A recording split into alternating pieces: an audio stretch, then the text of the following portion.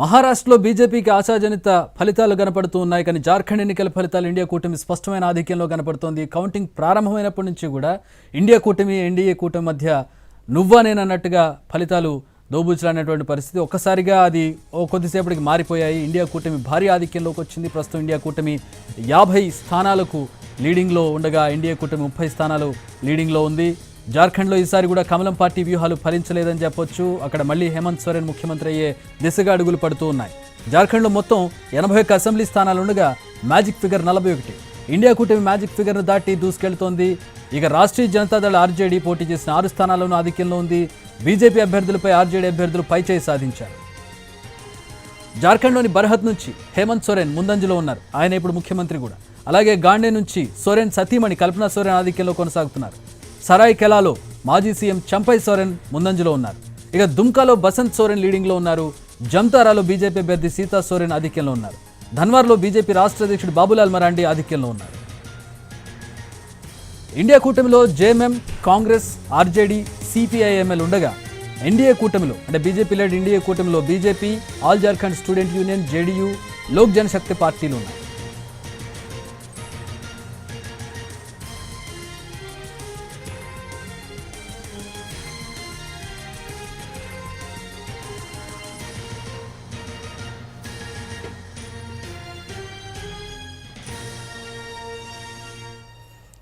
Right, Jharkhand ఫలితాలకు సంబంధించి ట్రెండ్స్కి సంబంధించి మరిన్ని వివరాలు మా ప్రతినిధిని అడిగి తెలుసుకుందాం. సో ఇప్పుడు మనం చూసినట్లయితే ఒక క్లియర్ పిక్చర్ కనపడుతుంది. ఇందాక మీరు చెప్పినట్లుగానే దాదాపు 47-50 మధ్యలో మనకి వస్తాయనుకున్నాం. అదే లీడ్ సస్టైన్ అవుతుంది. అంటే దాదాపు 1-2 గంటల నుంచి అదే లీడ్ సస్టైన్ అవుతున్నటువంటి పరిస్థితుల్లో సో పెద్దగా ఇక్కడ మనకి ఏమంటారు ఫర్దర్గా ఇది మారుతుంది అని చెప్పుకోవడానికి కూడా అవకాశం లేదు. So end of it, I mean period 50 and 30 అంతే అనుకోవచ్చా? బీజేపీకి ప్రధానంగా బీజేపీ నేతృత్వంలో ఉన్నటువంటి ఎన్డీఏ కూటమి ఓటమి చెందింది అనడానికి ప్రధాన కారణం చూసినట్లయితే మనం 6 స్థానాల్లో ఆర్జేడీ ఇండియా కూటమి భాగస్వామ్య పక్షంగా పోటీ చేసింది. ఈ 6 స్థానాల్లో 5 స్థానాల్లో డియోఘరు, గొడ్డ, కోడర్మా, విక్రాంపూర్ అండ్ హుస్సేనాబాద్ ఈ 5 స్థానాల్లో పూర్తి స్థాయిలో ఆర్జేడీ అభ్యర్థులు సిట్టింగ్ బీజేపీ ఎమ్మెల్యేపై ఆధిక్యతలో ఉన్నారు. వాళ్ళు దాదాపు విజయం సాధించారు. ఇక అధికారికంగా ప్రకటించడమే తరువాయి. కాబట్టి దీన్ని చూసినట్లయితే బీజేపీ సిట్టింగ్ ఎమ్మెల్యేలను బీజేపీ పార్టీ నేతృత్వంలో ఉన్నటువంటి ఎన్డీఏ కూటమిని జార్ఖండ్ ప్రజలు పూర్తి స్థాయిలో వ్యతిరేకించారు. ఇది పూర్తిగా స్పష్టమైనటువంటి ఒక అంశం. దీన్ని బట్టి ఆధారం చేసుకుంటే జార్ఖండ్ ముక్తి మోర్చా నేతృత్వంలో ఉన్నటువంటి ఇండియా కూటమికి పూర్తి స్థాయిలో తిరిగి పట్టం కట్టారు ప్రజలు. ఇకపోతే హేమంత్ సోరెన్ ముఖ్యమంత్రి జైల్లో ఉండగా చంపై సోరెన్ని తాత్కాలికంగా ముఖ్యమంత్రిని చేశారు. ఆ తర్వాత ఆయన తిరిగి బీజేపీలో చేరడం జరిగింది. ఆయన 30,000 ఆధిక్యంలో ఉన్నప్పటికీ కూడా బీజేపీ నేతృత్వంలో ఉన్నటువంటి ఎన్డీఏ కూటమి మాత్రం పూర్తి స్థాయిలో ప్రజలు వ్యతిరేకించారు, పూర్తి స్థాయిలో తిరస్కరించారు. దీంతో ఎన్డీఏ భాగస్వామ్య పక్షం పూర్తిగా ఓటమి చెందిందని చెప్పుకోవడానికి ఆస్కారం ఉంది. సుమారు 50 స్థానాల్లో జార్ఖండ్ ముక్తి మోర్చా 30 స్థానాల్లో గతంలో గెలిచి, అదేవిధంగా కాంగ్రెస్ పార్టీ 16 స్థానాల్లో గెలిచి, ఆర్జేడీ 1 స్థానంలో గెలిచి మొత్తం 47 సంఖ్యాబలంతో పూర్తి స్థాయిలో ప్రభుత్వాన్ని ఏర్పాటు చేసింది 2019 అసెంబ్లీ ఎన్నికల్లో. అయితే ఈసారి దాదాపు అంతకు మించినటువంటి స్థానాల్లోనే గెలుపొంది ఇండియా కూటమి ప్రభుత్వాన్ని ఏర్పాటు చేయనుంది. ఆ మేరకు హేమంత్ సోరెన్ మరొకసారి ముఖ్యమంత్రిగా పదవీ ప్రమాణ స్వీకారం చేయబోతున్నారు. ఇప్పటికే కాంగ్రెస్ పార్టీ రాష్ట్ర ఇన్ఛార్జిగా ఉన్నటువంటి అహ్మద్ మీరు నేతృత్వంలో అక్కడ ఎన్నికల పరిశీలనగా ఉన్నటువంటి భట్టి విక్రమార్క తదితరులంతా కూడా సమావేశమయ్యారు. ప్రభుత్వ ఏర్పాటుకు మార్గాన్ని కూడా సుగమం చేస్తున్నారు. ఏ రకంగా ప్రభుత్వ ఏర్పాటు ఉండాలనే అంశంపై కూడా చర్చిస్తున్నారు. హేమంత్ సోరెన్ నేతృత్వంలో తిరిగి ప్రభుత్వం ఏర్పాటు చేయడం ఖాయం. ఆ మేరకు జార్ఖండ్ ప్రభుత్వంలో కొంత మేరకు పరువు దక్కించుకుంది కాంగ్రెస్ పార్టీ.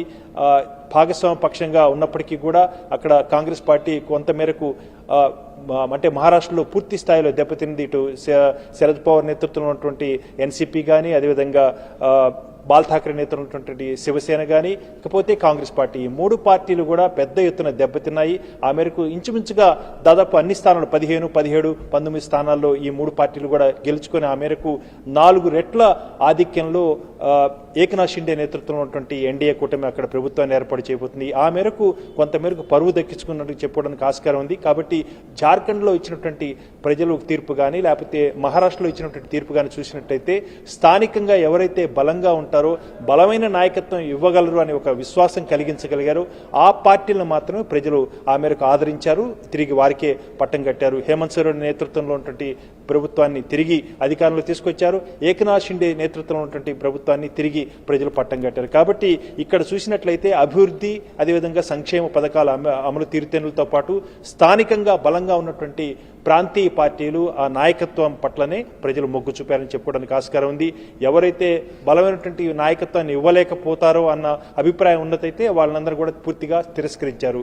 అదేవిధంగా జార్ఖండ్లో కూడా అదే పరిస్థితి పునరావృతమైంది. కాబట్టి హేమంత్ సోరెన్ నేతృత్వంలో తిరిగి ప్రభుత్వం ఏర్పాటు చేయడం ఖాయం. ఆ మేరకు పూర్తి స్థాయిలో ప్రజలు తీర్పునిచ్చినట్టుగా మనం అనుకోవడానికి ఆస్కారం ఉంది.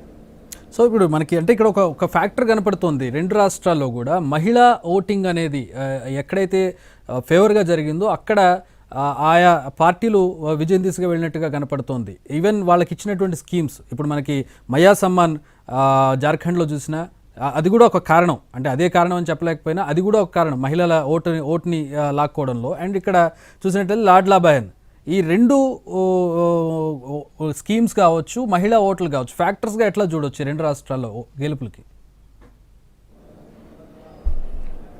అదే చెప్పాను నేను. సంక్షేమ పథకాల పట్ల ప్రజలు ఆదరించారు. అదేవిధంగా అభివృద్ధి కార్యక్రమం పట్ల నితిన్ గడ్కరీ నేతృత్వంలో ఉన్నటువంటి రవాణా మంత్రిత్వ శాఖ పెద్ద ఎత్తున మహారాష్ట్రలో అభివృద్ధి కార్యక్రమాలు చేపట్టించి రహదారులు కానీ ఇతరత్ర అనేకటువంటి ఇన్ఫ్రాస్ట్రక్చరు, ప్రాథమికంగా మౌలిక వసతుల రూపకల్పనలో మాత్రం పెద్ద ఎత్తున అక్కడ అభివృద్ధి కార్యక్రమాలు చేపట్టారు. దాంతోపాటు సంక్షేమ కార్యక్రమాలు అయితే యువతులు బాలిక అంటే యువతి నుంచి దాదాపు 59 ఏళ్లలోపు ఉన్నటువంటి మహిళలందరికీ కూడా అక్కడ ఇచ్చినటువంటి ఆర్థిక సహాయానికి పెద్ద ఎత్తున ప్రజలు అక్కడ ఉన్నటువంటి మహిళా ఓటర్లు ఆ మేరకు మొగ్గు చూపారు. కాబట్టి ఇటు మహారాష్ట్రలో కానీ ఇకపోతే జార్ఖండ్లో కూడా సంక్షేమ పథకాల పట్ల స్థానిక నాయకత్వం పట్ల ప్రజలు ఆదరణ చూపారు. కాబట్టి హేమంత్ సోరెన్ నేతృత్వంలో అక్కడ జేఎంఎం నేతృత్వం ఉన్నటువంటి ఇండియా కూటమికి ప్రజలు మద్దతు ఇచ్చారు. ఇటు మహారాష్ట్రలో ఏకనాథ్ షిండే నేతృత్వం ఉన్నటువంటి ఎన్డీఏ కూటమికి మద్దతు ఇచ్చారు. కాబట్టి ఎక్కడైతే ప్రభుత్వాలు ఉన్నాయో ఆ ప్రభుత్వాలకే తిరిగి ప్రజలు పట్టం కట్టారు. ఆ నాయకత్వం పట్ల ప్రజలు విశ్వాసాన్ని వ్యక్తం చేశారు.